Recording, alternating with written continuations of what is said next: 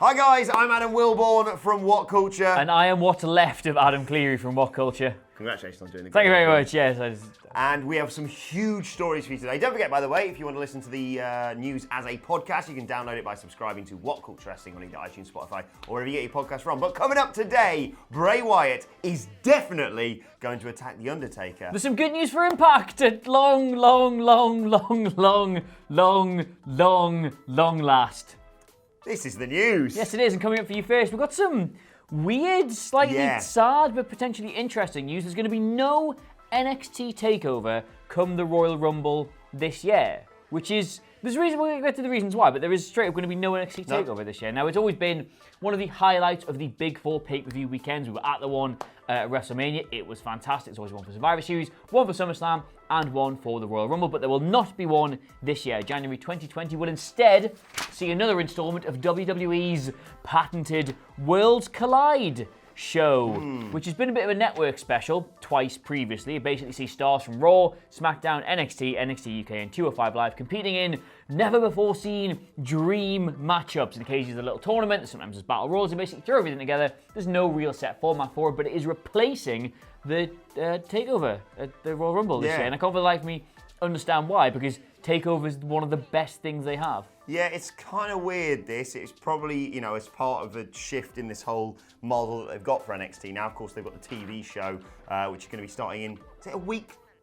Oh, it's God, soon. About a week tomorrow, possibly. God, yeah. But it's going to obviously be that stacked weekend now with the new schedule. It'll be Friday night SmackDown, Worlds Collide, Royal Rumble, and then, of course, the Raw after the Rumble.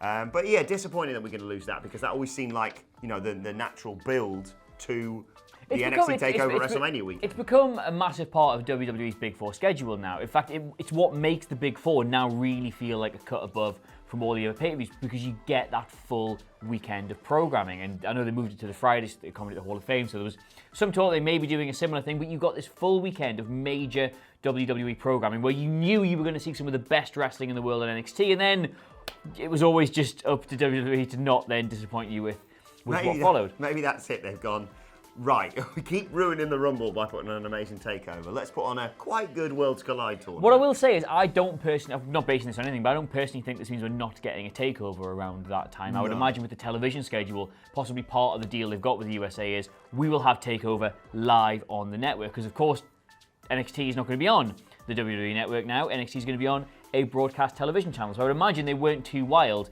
about the big payoff events to all their weekly scheduling being on, you know, effectively a rival platform. That's an idea, actually, yeah. I mean, it's, you know, Worlds Collide has been really good in the past. Worlds Collide's been really good. I wrote down some of the better matches it's had. We got that big tournament, which ended up with Jordan Devlin, Velveteen Dream, Tyler Bate, and Adam Cole. Ended up with a Tyler Bate, Velveteen Dream final, which is a hell of a matchup, and I think Velveteen Dream won. Then, of course, there was the Harper versus Dominic, and I always get it wrong, Dijakovic. Dijakovic. I'm never really good Harper versus Dominic match at WrestleMania this weekend, which of course led to Harper doing that hugely impassioned post about where he was in the company and why he was seeking his release and all sorts. But I will say, for all this is meant to be Raw, SmackDown, NXT UK, NXT and 205 Live, I went through, do you know probably the biggest star off the main roster who's competed in it is? Who?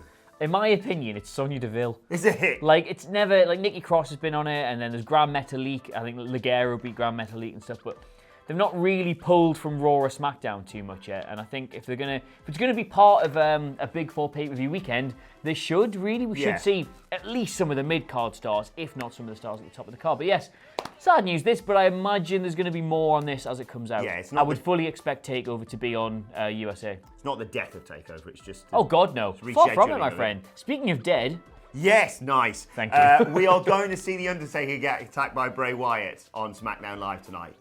Quite possibly. Of course, last night's Raw emanated from Madison Square Garden. Myself and Adam Nicholas had an explosion of joy in this studio. I thought you were going to say we're there. No, we got very excited about a fantastic show. Stone Cold Steve Austin, stunnering AJ Styles and all that. But one of the big storylines coming off the back of it, of course, centers around Bray Wyatt. We had an episode of the Firefly Funhouse where all of his gang hinted at Stone Cold Steve Austin. We assumed that he may attack him last night on Raw. That wasn't the case, but Abby the Witcher's clock was stuck on 3:16. But he said, don't worry, we'll fix all that. The Fiend always forgives, but he Friends might not forget. The Fiend, friends might not. forgive and forget. Yeah. All that. It's the forgive and forget thing. He smashed the clock with a hammer, and the time changed to 11:19. A lot of speculation on what that could be online. People quoting Bible verses at me on Twitter. But, of course, 11:19, 19:11, if you want to switch them around, the 19th of November was the date that The Undertaker debuted in WWE. He's going to get murdered by the Fiend on Smackdown tonight. And I'm okay with this. Again, the whole forgive and forget thing links to his past with The Undertaker. Why didn't you just do 7:11? I don't know. Because I know it wasn't the right kind of clock, but people would have figured that out, surely. Yeah, I don't know. But I'm 99% certain we are going to get an appearance from The Fiend tonight. Of course, The Undertaker is going to be on SmackDown Live tonight. They are at MSG for a second night. And, I mean, if it's anything like Monday Night Raw, it's going to be amazing. I hope he batters him, you know. I hope he hits him so hard he himself.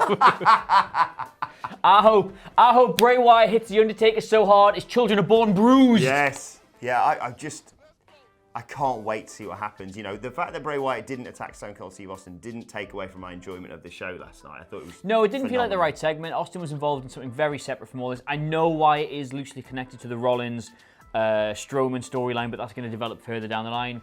No, it felt right to keep it apart for now. Plus, it's a tease. You can't give people what they want all the time. No, but I want to see The Undertaker just get spiked. I want to see his legs flailing all around the shop. Oh. I want to see him looking like, you know, in the Wizard of Oz where she drops the house on the witch and she's like, my pretties. I want to see The Undertaker doing that tonight. We don't make promises here at WhatCulture, And we never will. but I guarantee that he's going to be attacked by Bray Wyatt tonight. I do. Yeah, you get that. That's a promise. That's the gag. Speaking of gags, Impact Wrestling have got some good news at long last. Their current situation with broadcasting has been a bit of a mess. It's fair to say they're currently on Pursuit channel in the United States, and they simulcast with Twitch, and there's been instances of final segments not airing and things being all wrong, and it's detracted from what has been a very, very good period in the ring for Impact, I will say. But that looks like it could be about to end, because Mike Johnson at PW Insider is reporting that Anthem Media has agreed to purchase AXS TV, Anthem Media, of course, being Impact's parent company, which should see, you would imagine, Impact then moved to AXS TV, surely, because it's a far better network. They already have Women of Wrestling, they have MMA group Legacy Fighting Alliance, they have New Japan Pro Wrestling already on that network, so it would fit in relatively seamlessly with their current broadcasting, and plus be, you know, a North American wrestling promotion, which is the one thing that's clearly missing from all of that. Yeah, like you say, I think Impact's quality in the ring is arguably one of the best. There was some great times obviously with Christopher Daniels and AJ Styles in the early days, and Joe, I should mention.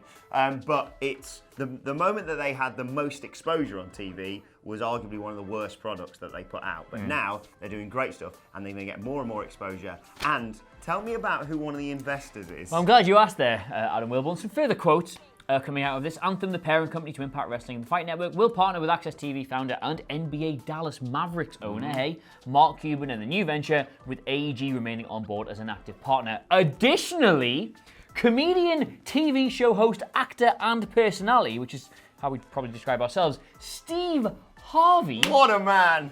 From, it's Family Feud, isn't it? Yeah, it's Family Fortunes in the UK. Never remember what it's called over there. I think it's Family Feud. The guy who got How telling is that, by the way?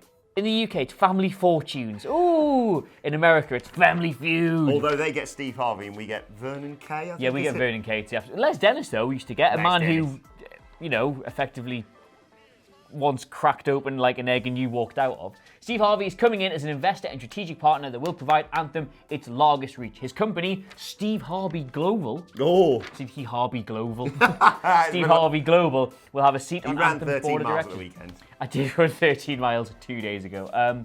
Imagine if he's on Impact. Oh my God. Oh my God. Get him on Impact. I realise I've just said, hey, there's a load of bollocks on there on mainstream television. No, it's great. But now get Steve Harvey. Get him on. But no, great news. Not only if you're a fan of Impact Wrestling, but if you're a wrestling fan. We've been saying this the whole time. If you're a fan of television. This is one of the best eras to be a fan of wrestling. We've got WWE. AEW are just about to launch a weekly TV product and be amazing. New Japan are just mint, aren't they? And now Impact Wrestling. NXT's on telly. NXT's pretty good as well, yeah. Impact Wrestling are coming through as well. It's just fantastic news. Should we move on to Twitter questions? Well, you've got your phone out, so we're going to have to. At WhatCulture WWE, if you want to get in touch with us. We'll start off with a question from Pete, who says, with WWE having seemingly gotten better in the last few weeks, do you think they are doing enough to make people like me who stopped watching months ago start watching again regularly, or will this not last and lead to more disappointment? Sorry, so just read the second half of that again. Are they doing enough? Are they doing enough to make people like me who stopped watching months ago? I don't know, Pete. Are they? Like, surely he's the only person that can answer that question. In my opinion, Pete, yes. Am I hungry? In my opinion, yes, you want a bagel. Yes. Yeah, I really want a bagel. In my opinion, Raw and Smackdown have been brilliant over the last few weeks, and I hope that this is a sign of a more consistent product, because that's what they need to bring back these lapsed fans. All being facetious aside, I mean, we'll know when the ratings start coming out and if they start picking up. I will say right now, they are certainly doing enough for people to give it another chance, I would say. I know a lot of people left the product the last 18 months, really, because the quality of it's been just circling a plug hole. Creatively, it's been disastrous. Despite the fact they've got these incredible stars, they can't quite do compelling storylines for them. But the last few weeks, undeniable improvement. Last night's show was, by all accounts, a fantastic episode of Monday Night Raw. And I will say, even if people aren't going back to it just yet, they are certainly doing enough to be given a chance. Yes, if you watch this channel because you can't be asked to watch WWE, don't stop. Like, don't go back. Both. You know, why not both? Yeah, we'll do. You go back, watch everything on last night's Monday Night Raw, apart from Lacey Evans and Natalia. Let's move on to the second question of today. Actually, I was about to defend her, but she's my friend. She didn't reply to my DM on Friday. So. Second question today comes from Brett Bossy, who says, with AJ and Nakamura holding the US IC belts, how much could a Survivor Series match help to erase the memories of an ultimately disappointing rivalry last year? You are only ever one really good match away from like a storyline being critically acclaimed, I think. They could do an amazing match on there and people would genuinely forget everything that happened. I think so. Don't get me wrong, we wouldn't forget it to the sense, it's still going to make lists of the most disappointing WrestleMania feuds of all time, but like, I wouldn't care as long as in the present I get a great match out of it. And I think it's a risk because they've done that match a lot in recent memory. A lot of people have seen that match and it's always been underwhelming. So it would be a risk for them to do it again, but if they reckon they can get a good one out of it, if this is this new era where they're going to give stars the sort of time and the responsibility to book their own matches, then... Although they're probably just going to put the IC title on Miz this weekend. Oh, categorically. They're going to be like, F you, Chris Jericho. Final question today comes from Cloudy Cheese. Mr. and Mrs. Cheese, the son, Cloudy. Yeah, it would make sense with a surname like that. Who says, what do you think of Shane McMahon trying to insert himself into the King of the Ring finals only to be stunned by Kevin Owens? I will say that given that we've all speculated that they're just going to do a repeat of the whole crown jewel thing, I will say that if that comes to pass, if they have correctly booked that, I will pop myself smooth. Yeah. Every contour, every hair, every nipple, every bump, everything, they will all be gone. I will pop myself smooth. I will be an amorphous blob of delight. Yourself. Put the crown on Corbin. He's so good. I beg, please.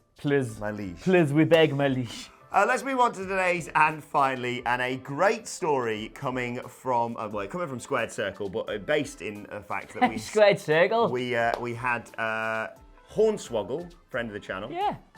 Dylan Postal. Hi, Dylan. Was on ENC's Pod of Awesomeness recently and revealed the only Raw guest host that Vince McMahon wanted to meet. Can you guess, Adam Clery, who that was? It was a checkered history, let's be honest. The only Raw guest host that Vince McMahon wanted to meet. I think it's possibly wanted to meet and get a photo with. The photo thing's more important than meeting, I should say. Is it a woman? No. Why did that take you a while? You'll see when I explain it, but just take a wild stab in the dark. RuPaul. It's not RuPaul. He had to sashay away, unfortunately. I don't know. The correct answer is The Muppets. He was his favourite guest host. Jim Henson is apparently a hero of Vince McMahon, because of course he is. And now, as someone pointed out in the comment section of Squared Circle, Vince has his own puppet as part of the Firefly Funhouse. It's all come full circle. Emphasis on circle. So one of Vince McMahon's greatest inspirations, one of his favourite people in life, was a man who comes up with these larger-than-life, wonderful characters that people love, but then spends his entire life with his hand up their arse. Yep. You might have an opinion on that. I couldn't possibly comment. Indeed. Let us know your thoughts on that in the comment section below. And don't forget to like, share, and subscribe. And subscribe to WhatCulture Wrestling on either iTunes, Spotify, or wherever you get your podcasts from for daily wrestling podcasts. And send us Twitter questions at WhatCultureWWE. Whilst you're there, follow both of us. You can follow him at Adam Clery, Clery. Go and do that and congratulate him on running half a marathon. Please, I can't walk. He can't walk. I have to carry him through the office. You can follow me at Adam Wilbourn. As I said, you can follow us all at WhatCultureWWE. My thanks to Adam Clery. Thank you for watching, and we will see you soon.